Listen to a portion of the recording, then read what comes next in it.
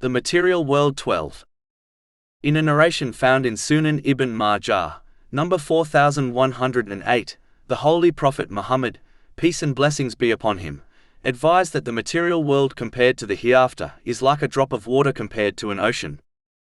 In reality, this simile was given in order for people to understand how small the material world is compared to the hereafter. But in reality they cannot be compared, as the material world is temporal, whereas the hereafter is eternal. Meaning, the limited cannot be compared to the unlimited.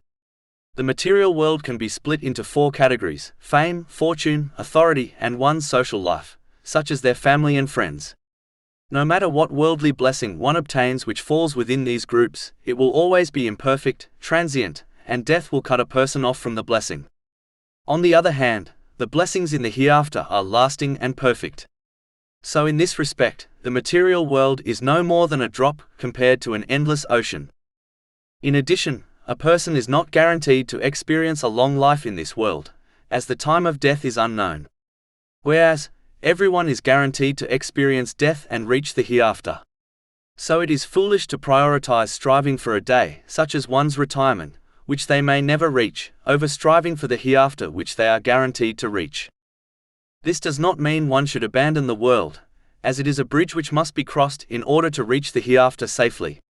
Instead, a Muslim should take from this material world enough to fulfill their necessities and the necessities of their dependents, according to the teachings of Islam, without waste, excessiveness, or extravagance. And then dedicate the rest of their efforts in preparing for the eternal hereafter by fulfilling the commands of Allah, the Exalted, refraining from His prohibitions, and by facing destiny with patience according to the traditions of the Holy Prophet Muhammad, peace and blessings be upon him. This will ensure one uses the blessings they have been granted in ways pleasing to Allah, the Exalted. This will ensure they obtain peace of mind and success in both worlds. Chapter 16 An-Nahl, verse 97. Whoever does righteousness, whether male or female, while he is a believer, we will surely cause him to live a good life, and we will surely give them their reward in the hereafter according to the best of what they used to do. An intelligent person will not prioritize a drop of water over an endless ocean, and an intelligent Muslim would not prioritize the temporal material world over the eternal hereafter.